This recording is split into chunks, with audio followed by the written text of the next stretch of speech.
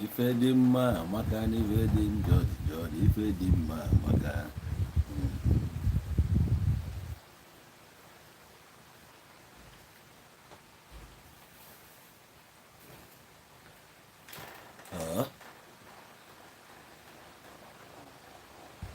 kedu ife anyị na-ekwuzi n'ogwe Igbo unu ka nkene unu ọrụ obodo Moyo Chris thank you anyị bụkwa ntutu gbuo ntutu anyị ebusinata na mmadụ ka anyị hụ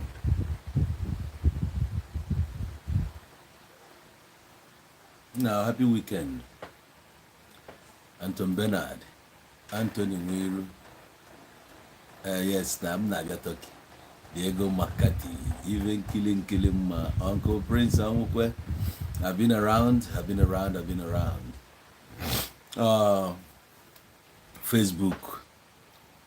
Facebook na fuck them up you got to go so some of the things if I name more was can go ike for a meantime and again then we got say one or two Jim working on so I got to my life and kwesi me but fortunately enough I'm here again so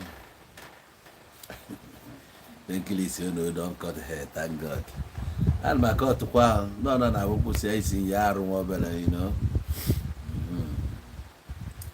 most kwala ni isi nga ya go daru abani na abo so now I the thing also I know they too like them man all the go ka ogade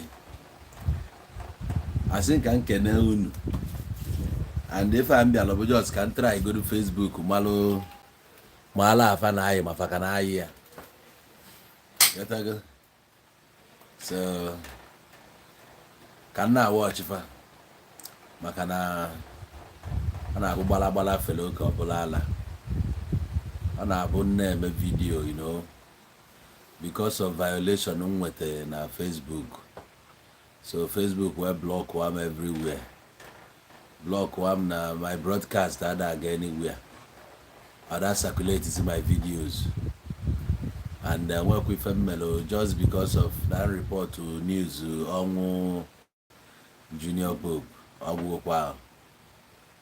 just on Junior Pope and report to that day can the PM strike you know so PM strike chekwa no ka dị ka normal one and they were block one so if I dey kwezi circulate my video or the kwazie another 3 months which is 90 days so men sin oba rule na ka mo wajekwu holidays so ngakwu holidays but the violation agwugo nwanne nya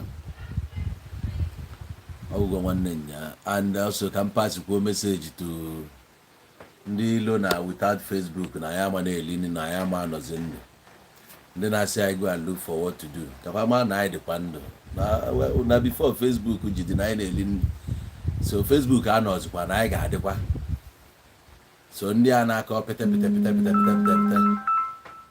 achọ kapa malụkwa that na onwe ya dị na anyị na ya all weather especially ndị a si na Zion ground wepụta anya ndị ala ndị a na-eko ndị eji gbazu afia na-abụ ekwu anything ha masters ya na-akọgheli so ka afụkwa na anyị dịkwa ever fresh ma ndị si na mkpụrụ mmiri ka anyị na-agba na anyị bụ nke abụrụ nke ọzọ ka afụkwa ya that na anyị nọkwa ya and most of them I look fresher than them most of them I'm better than them ha nchapụta na-akọgheli ma ndị nọ si n'ime villages onye jisi ike gote nwuo data ọmapụta ọ na-ese anwụrụ ọ na-agba mkpụrụ mmiri ọ na-eme nke ọzọ legodu ndị nọ Nigeria na-akọ m ọnụ na m na-agba mkpụrụ mmiri lekene ndị na-akọgheli ndị si na nna eme nke a na-eme nke ọzọ ọ bụgodu na nna ese anwụrụ ịna-ekwu ụmụ anya far better than you gị nwa na-ada esi ya ịchọ na ka anyị compare ịpụta kwuo ebe anyị ga-apụta ịpụta bụ na Shoprite Ọnịcha ịpụta ka m pụta dị ya ka anyị kwụrụ see picture maka ndị mmadụ nene skin mụ na gị and I put it to you unu chara akọda ten ịchọ bịa ka anyị gaa ụlọ ọgwụ kịta ka anyị debe ya echi bụ Monday ma ọ mbọsị Monday ị bịa ka anyị gaa mee blood test ka anyị malụ ife a ga-afụ na blood mụ na gị yes, I challenge any one of you. Upon I got go no, I go no. On any substance, on any blood test, or when I suggest to fail anyone.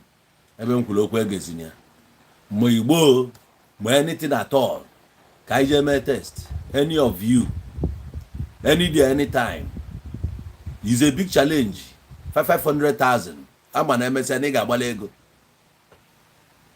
Anyway, how do you go call God? Even though we're in MLB account, I don't owe any apology, but I know who I am.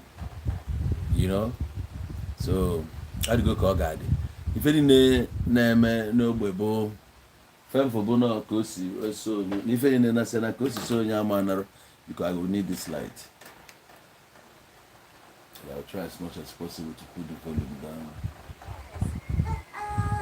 He's a friend. Okay. All right.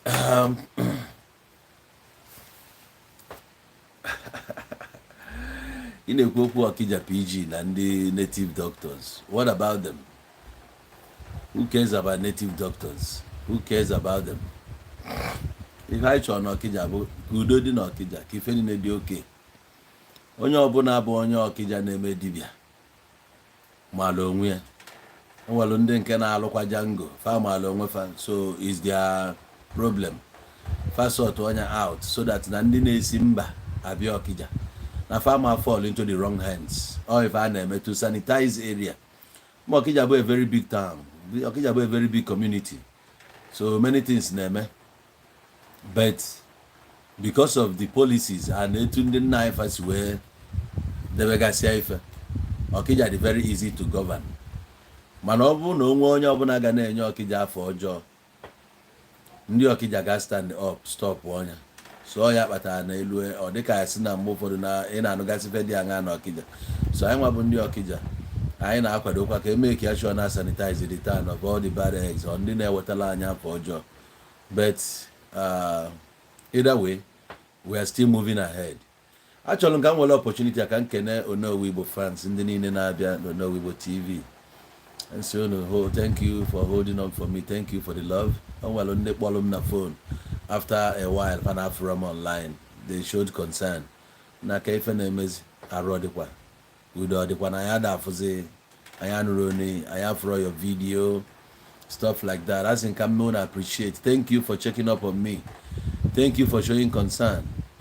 It matters a lot to me, knowing fully well anyone cares about you. Thank you for the concern.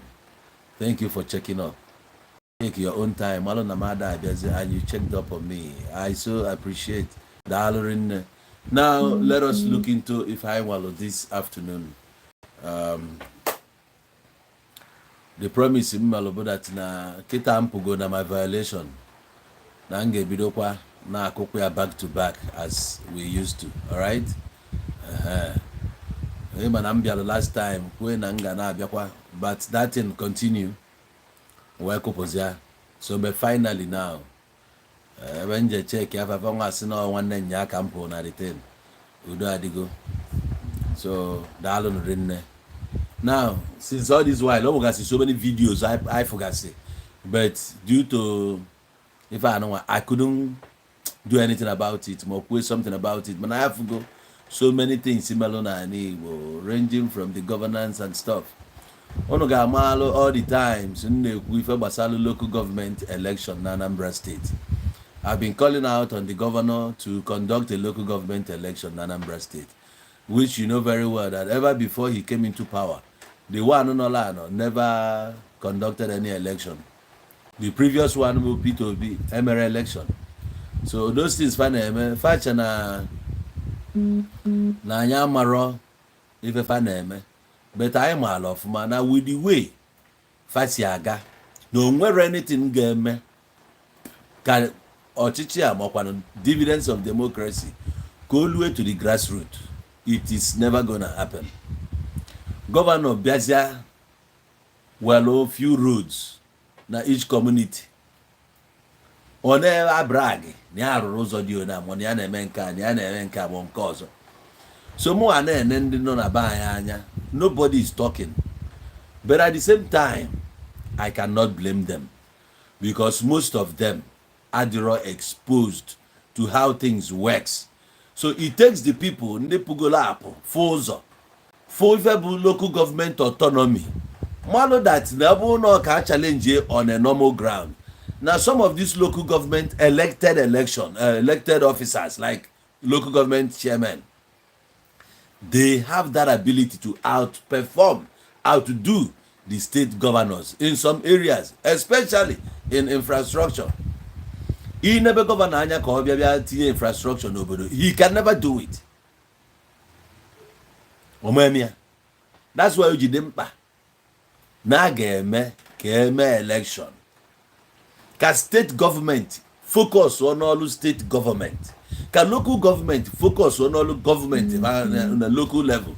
N'ife nwere bụ three tiers of government and 3 arms of government.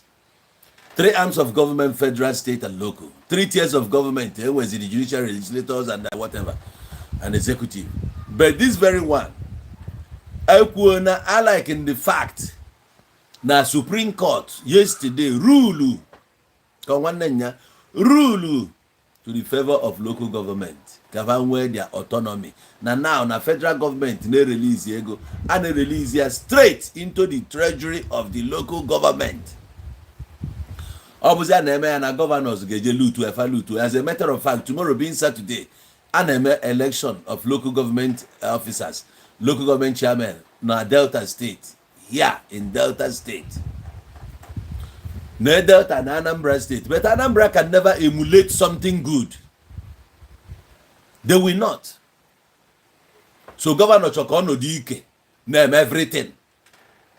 So petition brag in Omelonka. It is not on where for na governor Lolozo. Is a cheerful thing na today. Na ka de ekwu na governor Lolozo. I question West Street and I iterate. Afọ me feme ni hiala.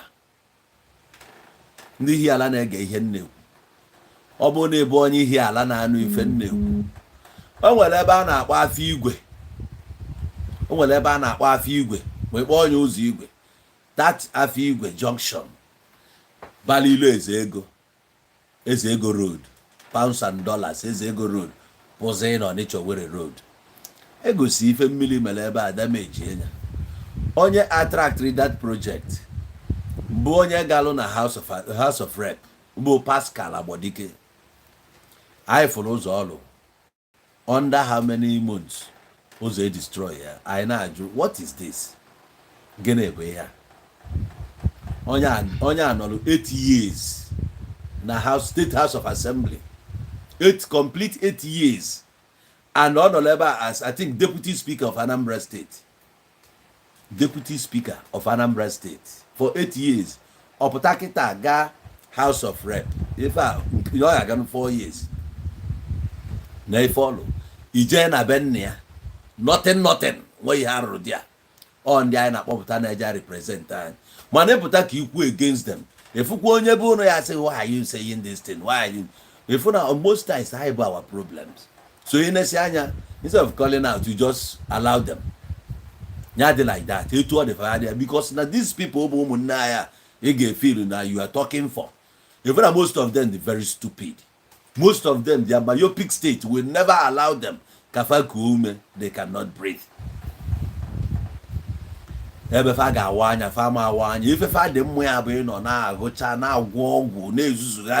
they against themselves. Growth, no growth. That stupid and dead mentality. Kafane ejikwe pass onto all those ones never nkezuzuru potazia na Facebook but social media ona akom mili obi me comment or call rubbish inesi onye anye fu na onye abu a product of just amam can rap people biafa. So now in Nigeria ana eme kafafu how things works. No bụ na abroad. Now most countries abroad, let's not look at America because on abu mba gwuba famuba why. America, you watch if una since Gaddafi Obama chesere. America no na downward spiral no matter what. One, I feel we good reputation, their reputation and one everywhere. And fa inki ogo more ndilo more than mbo. Kita fe enwekwuzi that prestige and respect anymore. Ha na-anwụzi anwụ, ndị na-agbazi ha mgbaka nkụ. Tools niile afa ji wee na-emebi ụwa niile, ndị mmadụ achọpụtacha anya. Ihe niile a mere ha ji atụ ha egwu na-akwanyere ha ugwu before ọkụ na ọkụ go zero. Many countries apụgo na form their own blocks. Akwe na afia. Even na Africa ebe a na ị na-anya akụjibiga aka ndị a niile. A na-akụji aka ha steady. O wee bụ na ife niile a na-eme. Ị na-anya efu na many countries they look up to younger people. Kafa wee nyelufa aka steer their economy. Kafa si na economy pụọ gbagote nọrọ n'ife a na-eme. Mana ịbịa efu na Nigeria na some parts of Africa na anyị ka na ebe anọ. Emere election. Esompụta tielu Peter Obi mkpu, not because no onye Igbo, but by right onye Igbo ka anyị kwesịrị ịhapụ ya jechi ya. Mana ebugodu ya as a younger person, as onye gụrụ akwụkwọ mee travel, dị well read, dị exposed. Na ọ bụrụ na onye abanyalụ dị a ka ọchị anya as Nigeria, for now onwe ife ga-eme ka fuel price ka kwuo n'elu. Ọ dịrọ possible.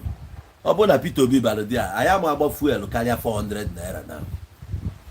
And onwe ife dollar ga-eji wee gbagolu na. I am any reason to devalue naira every day and devalue naira. You know, even if I need demand for minimum wage, I'm with such demand because now the commodity am already high. I get encourage for people to go back to the farm for production. And we're buying our people not to get back to farming. Under 1 year, kita aga go proceeds of that if back on that. But I will yes no Tinubu gachi. If you go wind you will see that Tinubu gachi 8 years. And nothing will make Tinubu not to complete his 8 years. Onye Igbo ọbụla na-anụ ife na-ekwu ebe so gị nọ nwanne m ya try as much as possible ka ịtụsa this video because video ebidogo bụ n'obidogo and etu aka anyị ga-esi na-akụ every day whether ma ndị Yoruba alaikiri ya wanafa alaikiri ya fa kwadokwa na mụ hapụtago fa kwado efugokwa that kiba na-akpụ ya protest afa chi eme onwe ife ga-eme ka eme that protest a na-eme onye Igbo ọbụla ga-apụta Chukwu ya akpụ ya ọkụ. Onye Igbo ọbụla ga-apụta na nya protest Chukwu ga-akpụ ya ọkụ. Chukwu ga-ekpọ gị ọkụ. Chukwu ga-ekpọ gị ọkụ. Onwe ihe ga-eme ka ije mee nya protest. Ị na-protest ka gịnị mee? Ị protest ya ka achụpụ Tinubu ka onye banye. Kedu ife na-eji protest? No, ka nghọta n'ife na-eji protest. Ka ije protest ya ka achụpụ ya ka o mee gịnị ka ọ chụpụsị ya ndị o tiri n'ọche. Ihe ọ dị possible na nyachiba ịpụta ka ị protest ya gị bụ onye Igbo ka a ga-ebu ụzọ gbaa egbe so bara uru. Ịpụta ka ị protest ya ndị Yoruba achụgharịba na na-achụ nwanne ha so hapụ ha chọọ ịchụpụ nwanne ha were aka ha chụpụ ya. Ọ bụrụ na ha chọrọ Peter Obi abịa masị Peter Obi yọọ ya tinye aka n'obi wee kpọọ anyị bụ ndị Igbo wee yọọ anyị mgbaghalụ ma ọ bụrụ na ha chọrọ ha chebe agwara m na efe a one day 2021 ka nsi unu nene Nigeria nene since ndị a si achị anyị since 1966 wee lue taa onye Igbo na-aba n'rodia nenenu ndị Hausa na-achị anyị nenenu ndị Yoruba a na-achị anyị nenezie ndị Igbo a na-achị achị kedu ndị ka mma official favor in Nigeria. It doesn't favor us. We don't have seaport. We don't have international airport. We don't have this. We don't have that. Ogakwa ndị Hausa nwe iwe niile ke ka ndụ ha dị. Ngwa ka enye gị presidency. Nye gị ọya, nye gị condition ndị Hausa. Ka erizie ka ndị Hausa. Ma ọ ka ị nọrọkwa ka isi nọrọ adịghị achị achị ka nke ka gị mma. Epikochara ekwu ka ị nọrọkwa ka isi nọrọ ndị agbanụ nkịtị gba nkịtị gba nkịtị na Chukwu kele aka oyibo ga-enye ya mmiri ọ ga-ala ka m na-agwa gị na Chukwu kele aka oyibo ga-enye ya mmiri ọ ga-ala.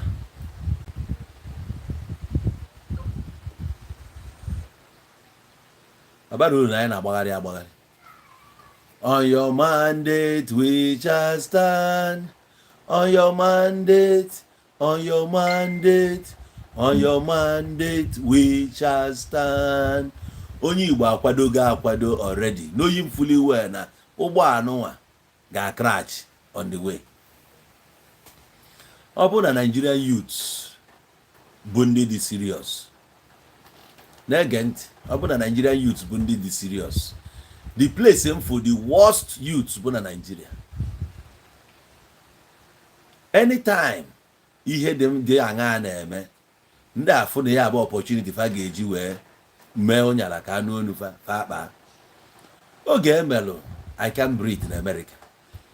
Mpiti na-ekwe Nigeria, opportunity fa ga-eji wee mee ka amalụ ma CNN ọ na fa ma ebu ife na-eme ebe a. Akpa ife a na-alụ bụ isu oyibo na-achọ onye bụ illiterate, na-achọ onye na-agụrụ akwụkwọ niile egụrụ ị na-try prove na social media egụchara ya onwe ihe ị na-eproduce efu na akwụkwọ egụrụ nara n'iyi. Kedu uru ọ bara na egụchara akwụkwọ na-asụsụ English? Ya bụ ebe ị na-achọ ka ikle bụ na egụrụ akwụkwọ. Ndị ọzọ a na-advance their course ị nọ ebe a na-akọ shit. Ndị nke a na-achọ pass finance bill, ndị Kenya niile amapụta sị na ama eme mapụta na street. Onwe onye na-apụta na-agwa gị na ya si ebe a ma ọ na ya si ebe a n'ọfa nche niile mana fa bụ ndị Kenya. Fa wee pụta for the interest of Kenyans, mapụta na street, jee na their parliament, chụọ onye ọbụla dia take over the parliament, yiri uniform na-eme yesra. President ama oge o ji wee pụta wee kwuo okwu. In fact, sack ya cabinet ya niile, court si ya ihe niile debe ụnọ ọzọ onye nke a ma vice ya na ndị abụ ndị ga-afọ onye ọbụla zugodi ike for now. That finance bill na suspend godi ya this that. Ige ndị mmadụ ntị akwefuru ya. Oge ahụ ọ na-eme ichezie na Nigeria ga-eteke advantage. Ha ncha niile akpa ị na-etinye date, itinyelu date itinyelu bụ nke ọya bụ na ndị enwe sense maka chi efu Nigeria. Ndị nwere sense ebe ehiro nne ụbọchị nna agwa one woman na anyị nọ na moto nna agwafasị ya look n'obodo a kwesịrị abata na epikri some people jee na Togo jee wụsa ha ma efene debe ha ebe a chọọ ebe a na-azụ ndị ala, ebe a na-elekọta ndị ala, tinyesie ndị agha ebe a ka few dịka dị nrọchata ihe niile afọ isu onye ọbụla ọkụ nwee obodo ọkụ kpochapụ ihe niile wee nwayọ wee arụba jee kpọrọtazie ndị agha wee nene ha examine ha ma ọ dịra mma wee ka bido nke ọfụ. Ihe niile a na-ebe a dị useless.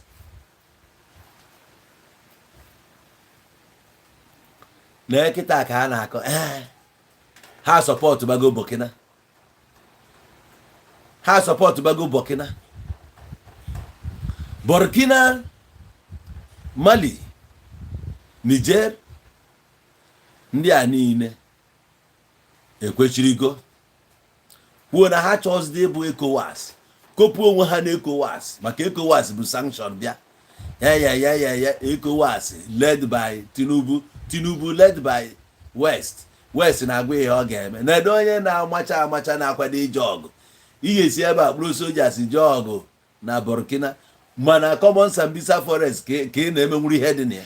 Boko Haram na-achụgharị ego na Nigeria na-agbalịsi ndị amị ihe si ebe a jebe ebe ifinichi ba nke before na-aka akụkọ President Colonel Captain Traore ka ọ gị pịa ya nọmba na many people na-anwụ na Nigeria maka na ọkụ adịrọ ụlọ ọgwụ ada arụ ọrụ.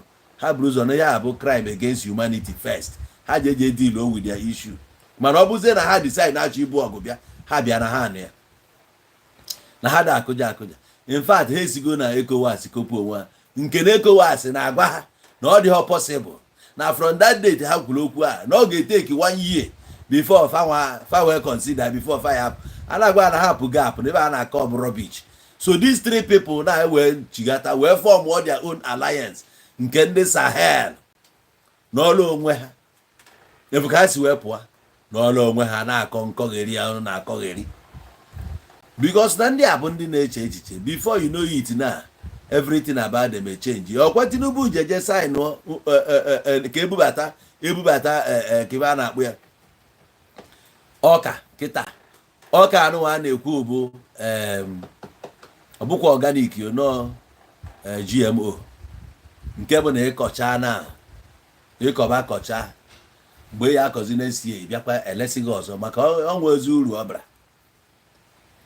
ịkọcha nke a ịbịakwa na-esi agwazie gị ego ọna ya akwụ ewee bụ ikwego nke ya akọ oge niile a na-egbusi ndị mmadụ na-egbusi famas onwe onye mụ ihe na-eme otu ekikwuru onye be anyị ihe bịa liki edi sikret kwuo na ihe kpatara eji egbu ndị a na nwoke anụnwa aka ya dị na nke mere 2020 nwoke a na-atụ aka nwoke Microsoft ga-arapụ ịkpụ ya afa ọ sokwa na ihe na-eme na be anyị a na ọbịa ka Tinubu tọn kwara je na asaịnụ wit ya nwa ọma ya gbara ndị Igbo bụ ifugokwa ọka gị na-akụ ịkụsi anya stọkwa ya etu ndị mama anyị fasi astọ ọnya bifọ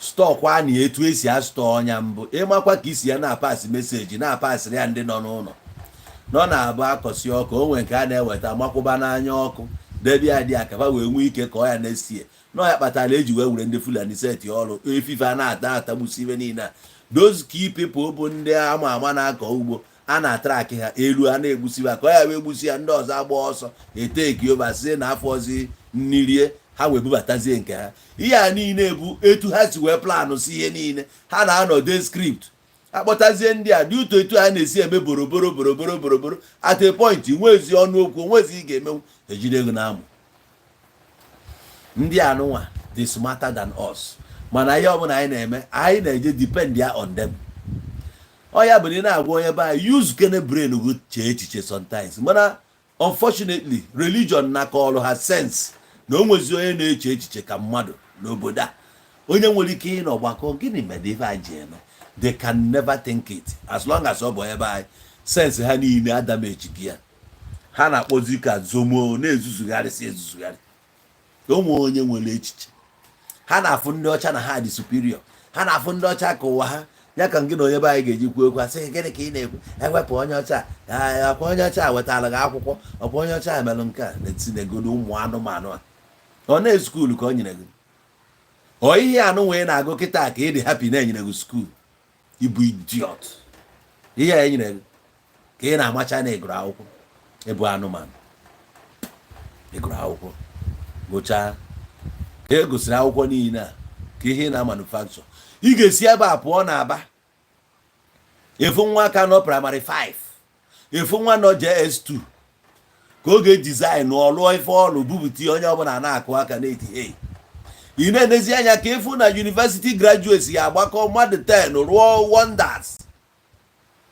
n'onwa nke ya ebughara faịlụ na-ekwugheri ụfọdụ anọrọ na-eme ihe kọt makwa ndị anyị bụ a na-akọgherisi na-akọ mmiri na-ekele m na ịgụrụ akwụkwọ gịnị ka ị gụrụ ka e gosiri akwụkwọ anyị nọ Naijiria ọkwa ịgba n'ọsọ hapụ Naijiria ka ihe gụtara hie ị nọ na streeti na-achịgharị mkpụrụ ọgwụ kere ihe gụtara na ihe na-amacha since asị graduate ịbụ nothing rubbish ebute ị na-ekele m na ịgụrụ akwụkwọ ihe a na-eme ebe a bụ ihe mmadụ ji abịara anyị ejighị ya abịara anyị doctors niile n'ebe agbago ọsọ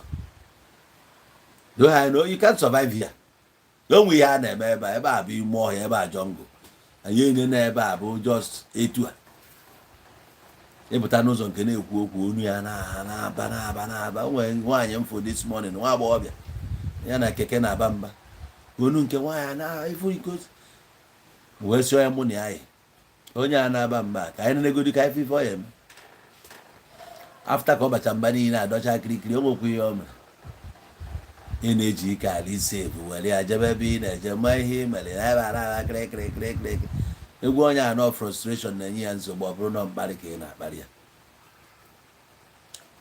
ụmụazị be anyị ma youth anyị ka mụ abụghịzi youth nwoke agbagotego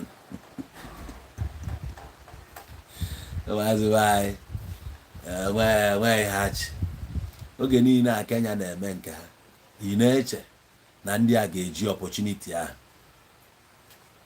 bọnie nwee ebe ebidoro aka ka a na-ekwu okwu minimum wage ọkwa na-abụ oge ọbụla Labour president mapụ ya na asị na ya na Tinubu ga-enwe meeting emechakwara nke a ọda mmiri akọkwa ya da mmiri since Tinubu jere di ya ndị Labour akpọọ na meeting more than 20 times ma o nwa mkpụrụ ọ mịtara nothing.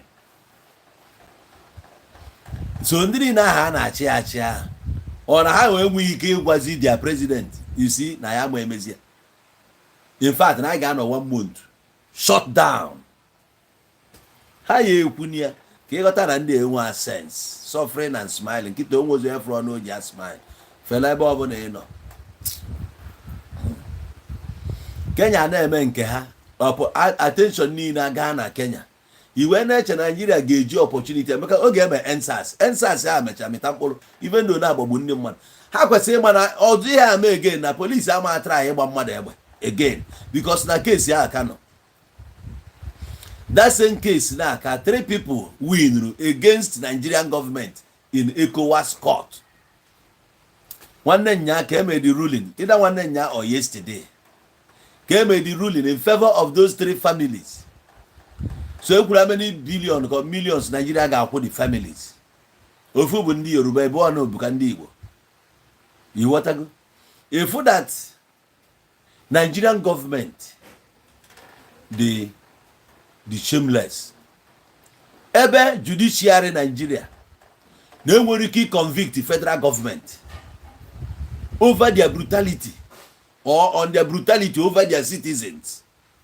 O take ECOWAS court, he convict the federal government. Okay, well, if you know that alone, now you can check on those years. How about these youths now? Take your advantage from where we as the hot toga na Kenya.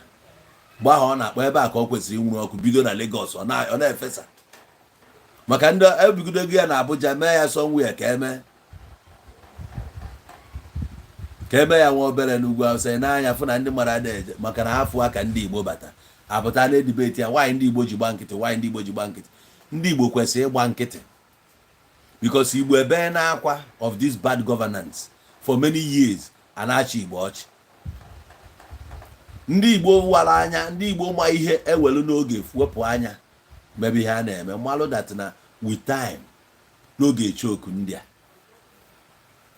n'ihe ha kwesịrị ime bụ iji nwayọ na-educate onwe ha mmalụ what is politics mmalụ how to go about it.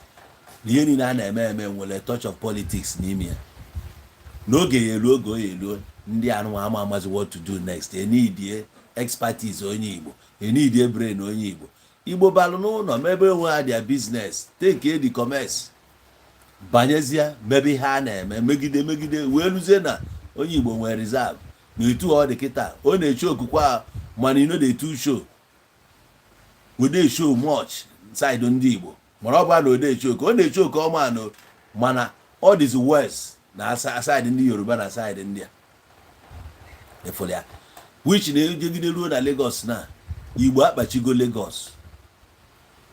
Igbo achụọ na ndị Yoruba wee na Lagos. Ọ ga-ebe na gwa ga-abụrụ njak.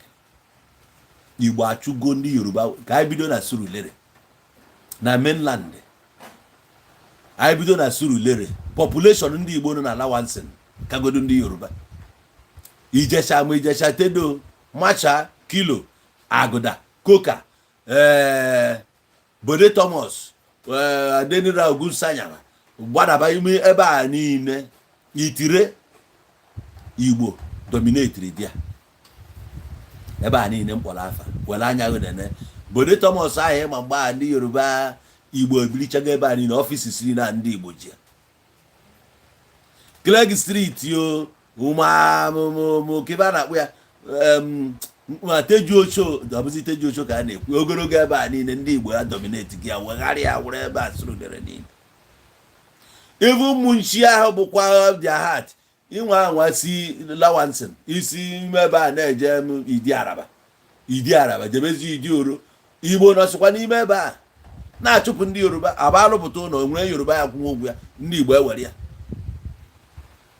ka anyị na-afụgodo ite isi n'ocho dị na eyeji anya wee fịa nye ọ na-abụzi side maitu bụ ndị Igbo ji ama alabata uru ọkoka ka ihe eje ka ọ alafia ka ọ bụ orile Igbo ji abadi a ijọra bataba n'ime amụkoko aya jegule kokonọtụ tinkan ibe niile abụrụ ndị Igbo ji ọ na-abụzi agọ ka a na-ekwu okwu. O nwere onye Yoruba nọ na-agọ famili one bụ ndị Yoruba nọ na-agọ amụwo bụzi ebe a ndị Yoruba nọ na-akwụ ụgwọ ụlọ na amụwo ma ọ bụrụ oke Ebuka Obi onwe bụrụ oge na ogokpo ala niile dị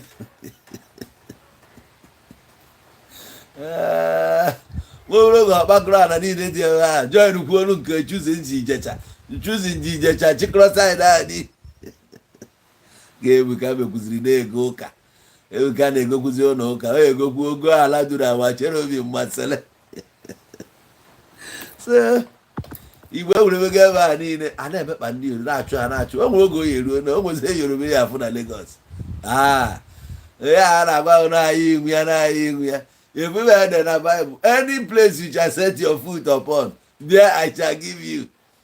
hapụ na presidency ha jide ife president ya ebe jide ka anyị na-eme ya ka isi abụ mbụ Peter Obi mgbe akwento importation m na-atụpụ ngwa ahịa ka nsị atụrụ na-emere ihe na-eme ihe ọkụchara ite n'onu fa ga-achọta ndị Igbo bịa chịa na anyị nwa obere bịa nọchia ma ọrụ na-anụ nnabazie ọkwụsịrị ụnụ ya na-anụ anyị ekwu ozie mgbe ala agha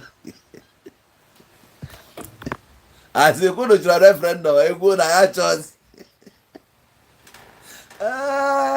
agara ajụ why you don't want it say for what we are one Nigeria oge anyị gara arụzi Nnamdi Kanu Nnamdi si Nnamdi ọnụ gbarụ ọnụ anyị ji kpọọ Nnamdi Nnamdi si adị ịmụ onye bụ Nnamdi ọ Maazị Nnamdi Kanu ka that one is Maazị Nnamdi not Nnamdi. So what about Nnamdi? But he say he want referendum. We answer we don't want. We don't want. Nala. Time ha kwesịrị iji wee mee ya emere ya.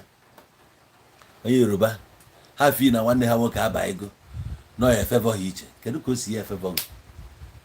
In which area ka o si ya favor iche? Osi ya were chief of staff mo chief of nka chief of any na kpo isi ya ndị ba it doesn't end there. Ibe abụ ofu onye ka enyere ọrụ millions of ndị Yoruba ọra nke Lagos ka anyị na-ekwu ọ bụ Ogun steeti ka ị ga-eje efu chance jee ebe a ka efu ndị epụtagodo Ijebu Ode na-agbafe eje Lagos epụta ịma na ụfọdụ vulcanizer na-afụsị ebe a bụ ndị Igbo so filling station ị na-afụkwa n'ụzọ abụkwa ndị Igbo onwe ya hapụrụ ya afọ ahụ dị ebe a na ike o ji agbagharị ya laịsensị adịghị ya ọ hapụ ya ebe a ọ na-aza afa onye Yoruba mana onye Igbo na-akọla ego ya ma ihe nna agwa gị some of filling stations anyị fụrụ ebe a ndị Yoruba elesighị ya ndị Igbo ịba flyover a baraba n'ime o nwee ebe yeru iwe kafụ bus stop ebe ha na-eloduzi na-aba ilu ebe a ifu ndị Igbo ọ bụ Chagamu ndị Igbo ewure gị ya Yoruba ruo Ijebu Ode enwe ebe a na-akpọrọ Ijebu Igbo onye ma nke a ma kpọọ Ijebu Igbo ndị Igbo ewu ji side a Ijeburemo jebezi Abịaokuta na ndị otie na asịm Abịaokuta Ogun kwa Abịaokuta aha na ije na Abịaokuta agọngọ ndị Igbo nwesịrị ụlọ brisie dia ọ bụ Ondo ka ị ga-eje Akure capital ndị Igbo na ya Igbo ji ya jisie ya ike mbọsị njelu side ahụ enwere ebe nnọsị pikchọ ebe nnesekwa pikchọ na nwa obere paakị dị ebe ahụ ndị Igbo na-elodusikwa moto ndị be anyị ọkwa ụmụ ha ma bọsụ a na-agbachapụ nsị ndị Igbo eme ụnụ gịnị Igbo everywhere ebuzi Ibadan ka ị ya abata gaa na-ekwu ndị Igbo ji Ibadan ebe a UI ahụ dị University of Ibadan Ọjọọ ndị Igbo nwee Ọjọọ ndị Igbo bịa Mokonla ndị Igbo Dugbe ndị Igbo Adamasingba ndị Igbo Pen Cinema ndị Igbo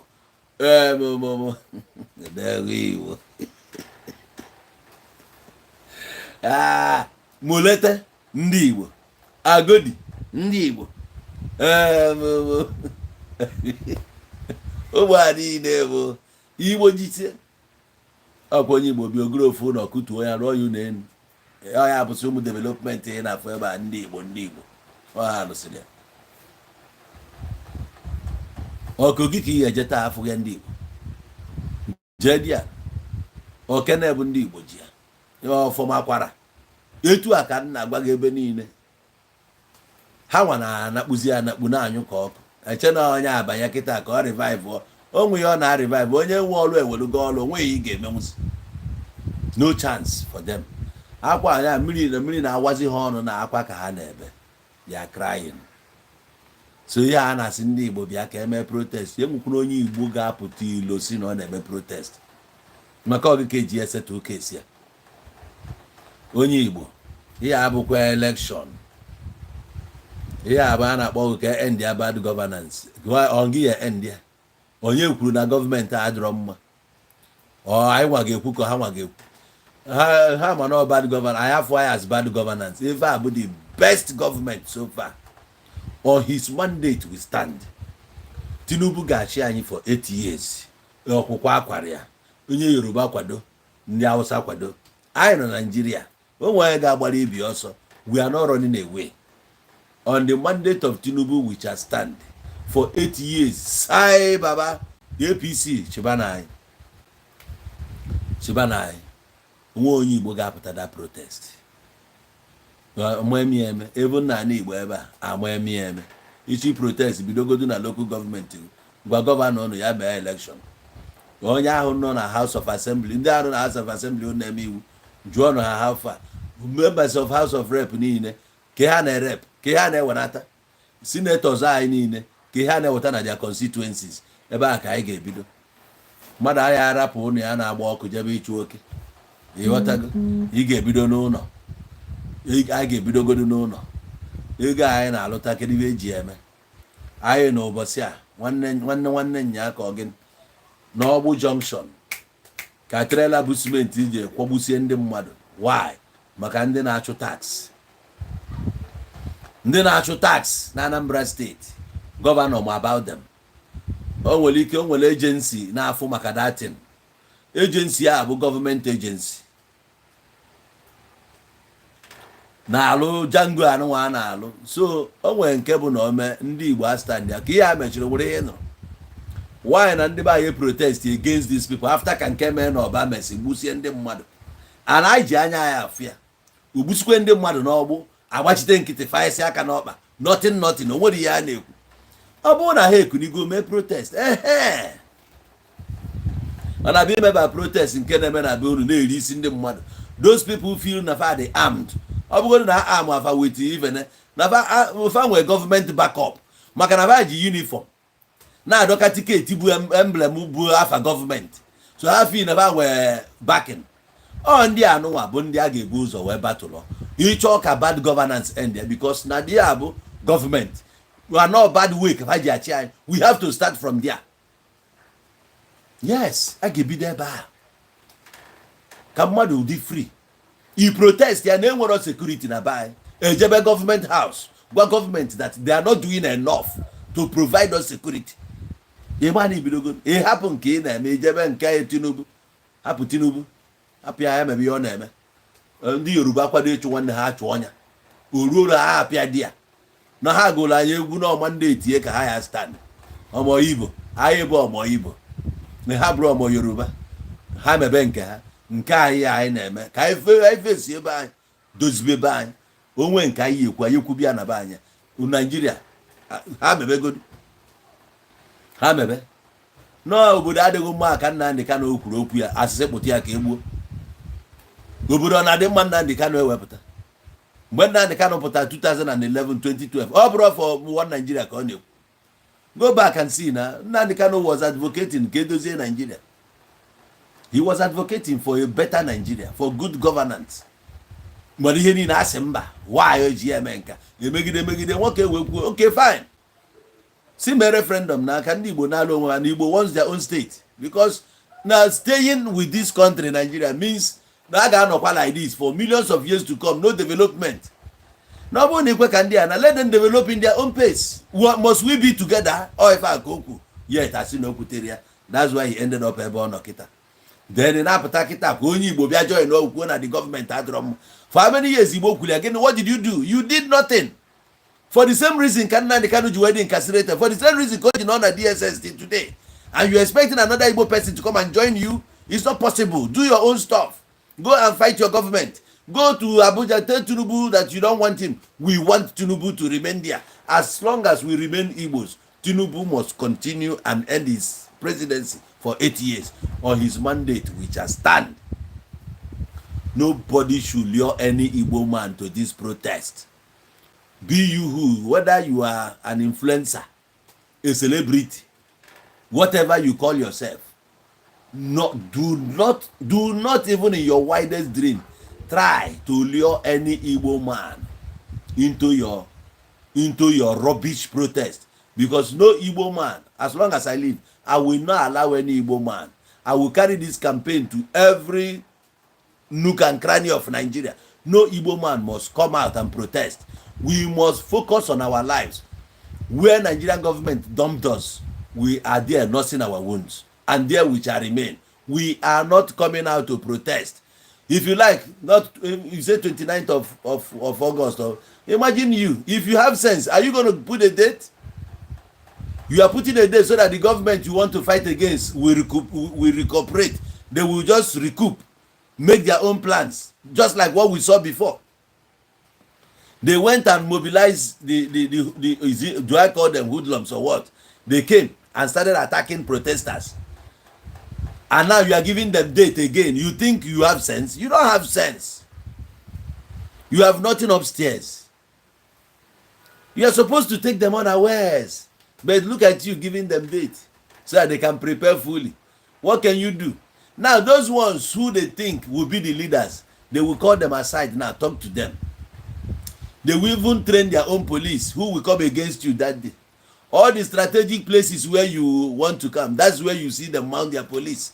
So you are not planning well. Nigerian youth, you have a problem. You have serious problem. You better go and start doing your TikTok. That's all. If you're a lady, focus on your boobs and your ass. If you're a guy, go and do your tap swap and focus and see what you can do. That's all.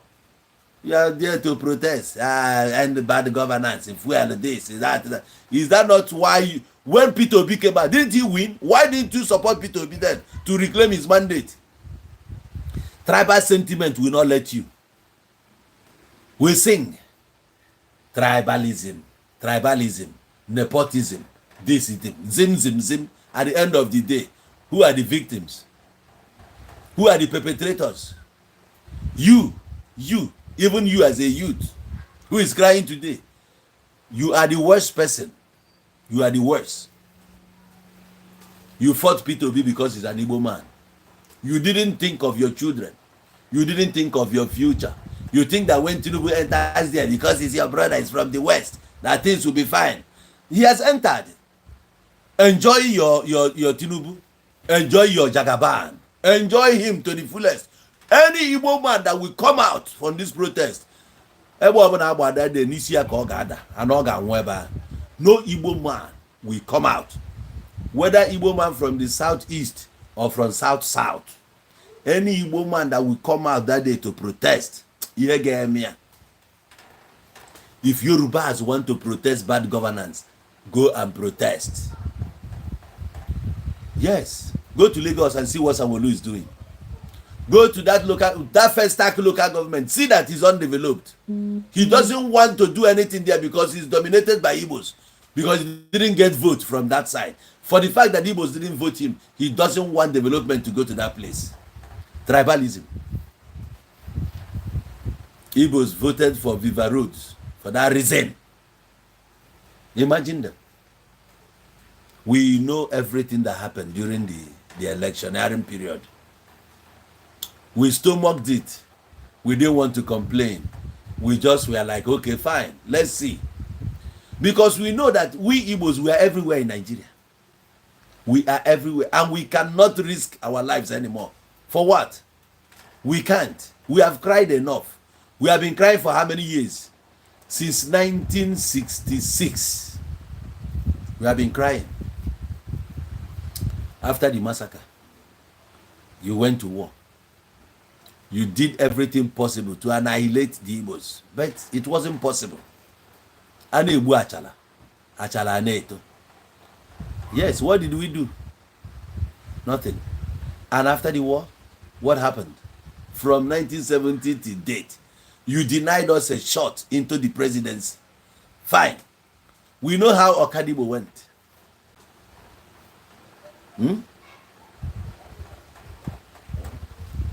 Okadibo just like that. The end of his story.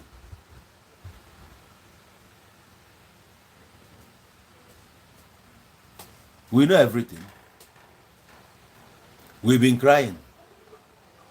In the Federal Civil Service, we know everything happening. All the lopsided appointments going on, even in the universities, all the chancellor's appointments, we know. Even the chief judges, we see them, we see everything. The security apparatus in Nigeria, we could see everything the way it's playing out. All the ministerial appointments, we are watching. Thank you all. Continue. A day will come. This is just the beginning. A day will come when all Nigerians will go on their knees and beg an Igbo man to come and take the mantle of leadership.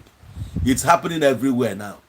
Even in some circles, even in some parastatals, you see that they needed an Igbo man there to steer them off problems. You needed that expertise. If Nigerians are wise, if Nigerians are people who have vision, or if they are visionaries, they would have done things differently, like even allowing an Igbo man to come and do things differently. Because even you could see that in any sector where Igbo man is, there's a difference. But he cannot be our president. So now you have been the president. What is happening? How much is dollar today? Yet Igbo man is traveling abroad. Igbo man is still doing his importation, even though the dollar is now 1,500 and Igbo, it didn't stop Igbo man from importation. He's still importing. He's still buying that dollar at that rate. Igbo man is still importing cars into this country. It didn't stop him. Igbo man is still AP's airline is still acquiring fleet of planes. So you see, when they say how does it affect the price of cup of tea in China, it hasn't affected us now. Yes, we are managing. We are managing. Push the dollar to 2,000 because you continue to devalue. You go and borrow. How much did Nigeria borrow the other day? How many trillion naira Nigeria went and borrowed again? And you know that once there is a certain amount of money you borrow, which that you know that now you can't go beyond this now. If you go beyond this, they check it by your GDP and they know that there is no hope for you anymore. Nigeria has gotten to that stage. Nigeria is not going anywhere again. We keep borrowing. Now you go and borrow to service the debt you are owing. You're expecting the people you borrow money from now to, like to say, okay, fine. We now upset this. We don't want it anymore. Just go. It's fine. Let's start afresh. But such a thing is no longer happening. I wonder why these people keep giving Nigeria all this nonsense just to get our crude. A country that has crude oil, but they don't have refineries. And you have leaders. All the refineries here, none of them is working. We have in Warri, we have in Kaduna, we have in Port Harcourt. All this, why are they not working? You are now putting money for what's his name, Dangote refinery. He started from scratch. Why don't you go to the ones you have before? The Ajaokuta steel mill, just like that. That one ended. So where are we going? Where are we going?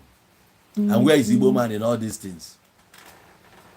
The international airport in Enugu. When are we hoping to see all those international airlines drop in that airport? Nobody is talking about it. Okay, we are not there, but we will never be the least in this country, no matter what. Nothing. Until this world ends, we will never be the last. So you guys can conspire as much as you want to keep the Igbos off the presidency. We will continue to live fine. We will not die. We will not die. We will live. Yes. whoever or whatever that made us Igbos is stronger than any other thing in existence. I put it to you, whatever or whoever, anything that made us Igbos is stronger, wiser, smarter than anything else in existence, both in the spiritual, physical, or wherever. We will never beg for food. When it happened in 1970, we endured it for that 3 years. Immediately after the war, what happened?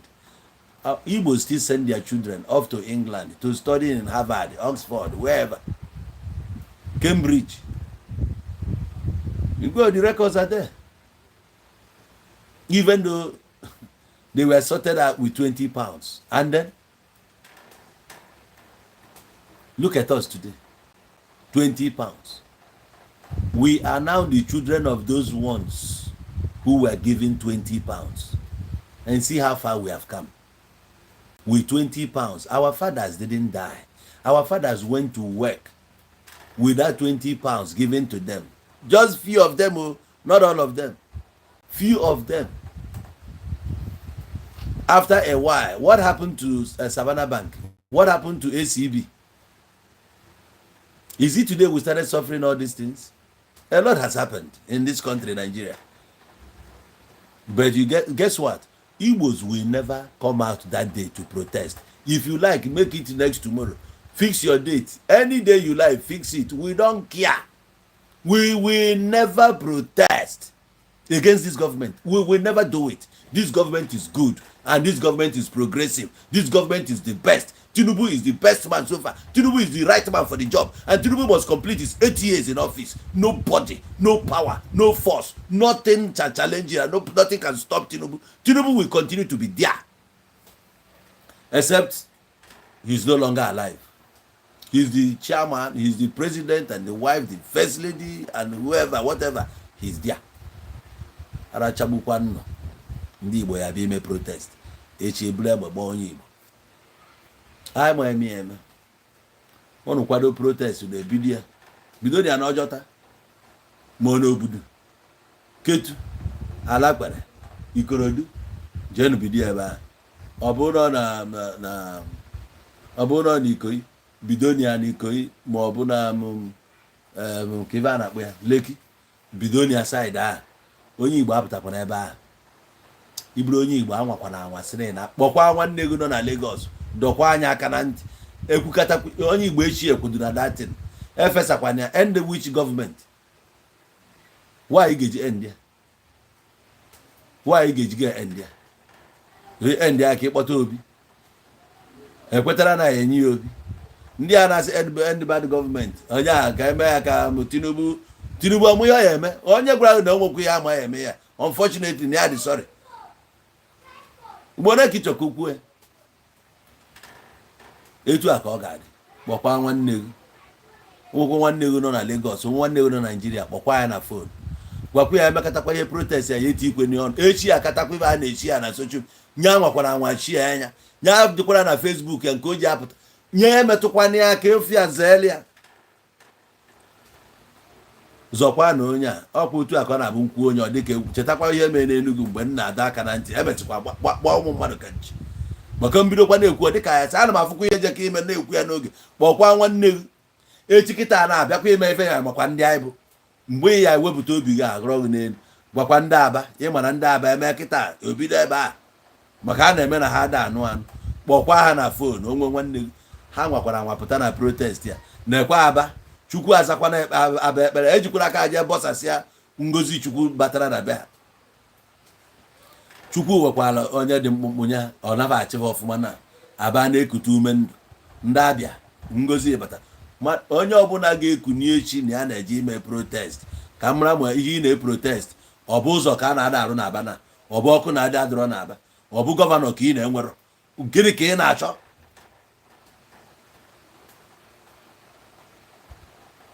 Owere ama na Owere ya bụ the last onye ya ekuni hope ụzọ dị mma na ebe ahụ kunie ka ime kpam ndị ka afịa ndị Ebube Agụ I trust Ebube Agụ kunie ka ime ebe a ka anyị mara ebe gịrị Ebube Agụ azụ ọgụ okwe n'isi ebube a ga-azụ ha nke nwa na-eme ndị Abakaliki na-egekwa ntị ihe a na-abụ mgbe ọbụla agbara vidiyo ebe onye ebe Abakaliki nke nwa Abakaliki gekwa ntị bakwanụ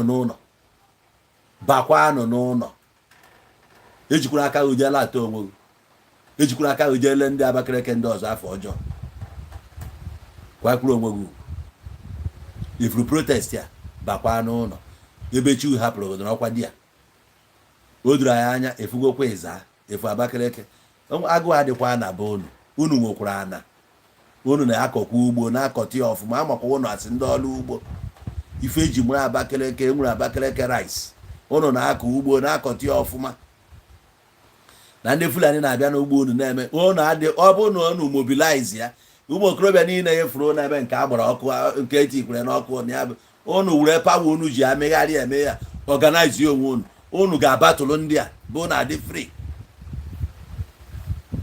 It takes obodo iji aka ha wee mobilize ya save themselves. Ya nna agbago ma esi na ọdịo na eyi eme ya pụta protest ka unu je gasasị Abakaliki a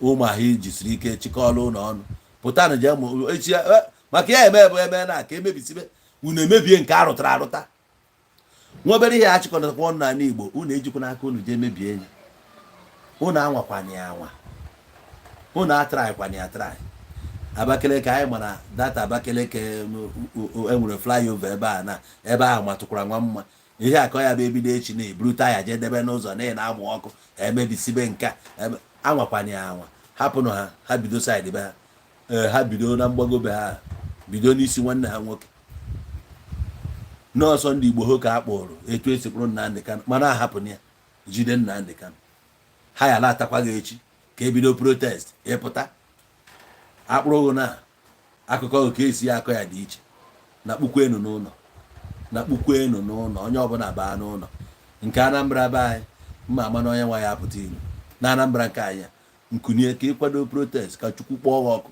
kwado ka ịpụta ka ya bụ ijekwa nwa bụrụ ụzọ anọ na Soludo rụkọ n'ọkwụrụ ọnụ ije eje mụọ ya taya ido ya ebido ebe ahụ echi mebisita Soludo wee fụ ihe o jidere aka ye nwa ya anwa tra ya eme nwa ya ọ bụ ndị Enugu ka mma gwazi Enugu ka ndị ọrụ oyibo n'ebe a Enugu ara ka ụdị ụka wee taịm Enugu ka na-agụ akwụkwọ na-eme ihe dị ya mkpa so ọ bụrụ ka o si wee dị anyị agba eji aka anyị mebie ife anyị bido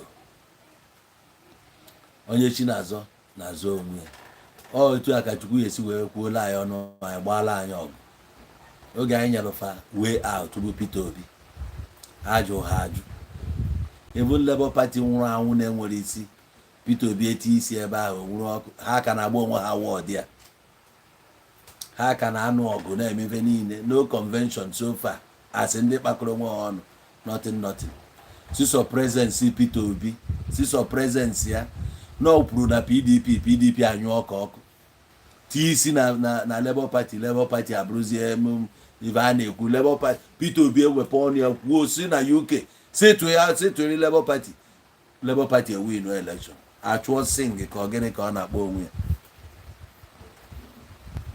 Igbo bụ Igbo ebe ọbụla Igbo bata ife na-adị ife ọbụla ezigbote onye Igbo aka ya dị ọcha ya ka eji asị onye Igbo kwụba aka gị ọtọ na ịkwụba aka gị ọtọ na ihe ya na-anụrụ ọgụ ya na-anụrụ ọgụ Ijọs na-ebe akwa na-achakoni na-akpọ Jizọs ka akwa ka ị na-ebe onye Igbo ada ebe akwa gịnị na-eti gị na-ebere akwa ebe ịmakwa ya gịnị akwụ ihe a gịnị akwụ na ihe na-anụrụ gị ọgụ bụ na ịsọ ịlụrụ aka gị ị na-eme mbiotọgharị na-apịtọgharị ọnya mere iji wee nọrọ n'ọnọdụ ịnọ mgbe ọbụla ibiotọba ya anyị nyere gị efe uri ọgụ erie ego mana ọ bụkwa nọọ na-ekwobere aka gị ọtọ ihe amụ ihe na-anụrụ gị ọgụ ndị mmadụ na mfe anụ na anya abụ onye Ọkịja ha sị gịnị Ọkịja o nwere ihe kpatara ya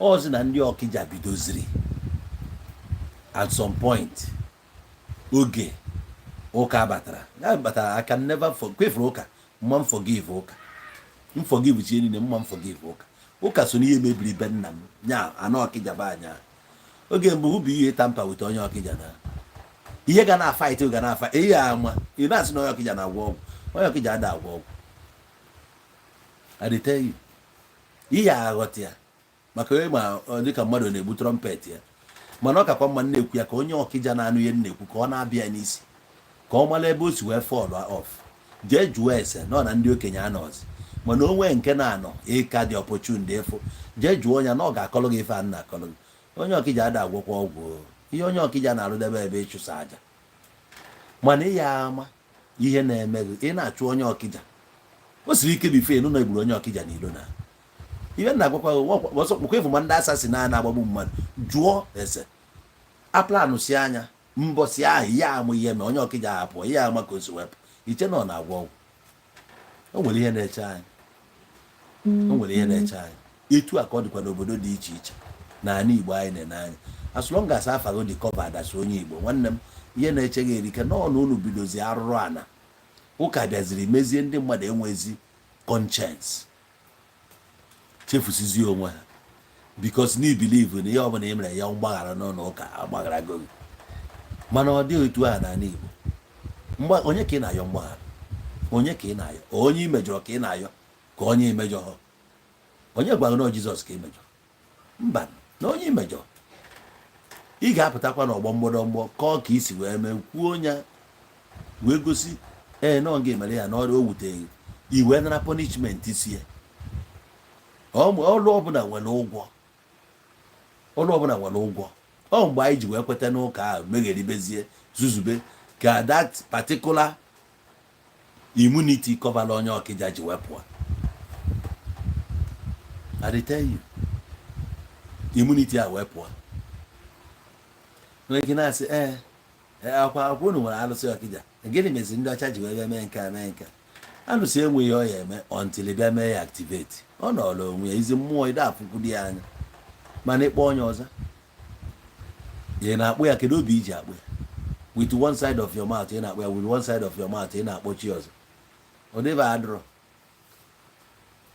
ahụ adịrọ ọ bụrụ na ịkwụbara aka gị ọtọ ife ga na-eche gị so asụ onye Igbo ịbụ many things na-eme mba dị iche iche na-atụ gị egwu ha fụ ka isi progress ịmazi ma ọ bụ akwa ndị nne na nna anyị fabịalụ ịmụrụzi ife mere na iji wee na-progress ahịa abụzụ sọgụ n'azụ ebe ahụ ibi ife onye biri kpọbara ahịa ebe ahụ ịfụ ndị Kalaba na-azụ ahịa ngịnị mere o nwere ndị a na-akpọ ndị ete mmọnwụ na Lagos mgbe ahụ ọ bụrụ na ị nọ na Lagos in the 90s ị ga-ama ndị a na-akpọ ete ha na-eji kula ele rice ba na-atọkwa ụtọ ndị ete ndị Kalaba ọ ka fa si ele fa na-ele nri Kalaba dị good na nri mana fa dị enwe mind ka emesapụ the business ihu mana onye Igbo ga-abịa maximize ya dominate ya even though na nke onye Kalaba ka atọ ụtọ mana onye Igbo ga-dominate onye Igbo adịghị eji ụjọ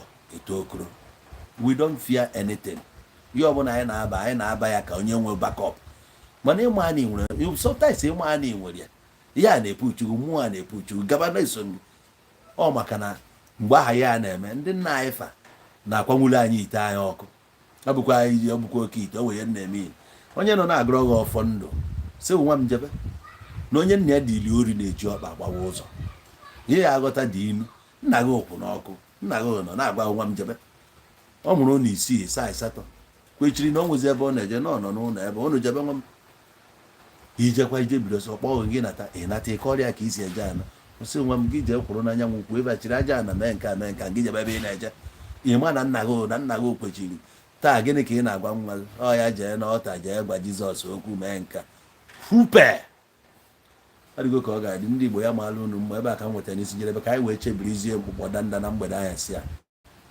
ndị ekwechirikwe n'iru ọrụ n'abalị a anachetago m ka nna dị ya maala unu mma ka onye na-eme bụ nke ọma ya gazieli aka m bụkwa n'ewe Igbo eze ụmụ iyo $1 million gwanalụ na ọfụma sharp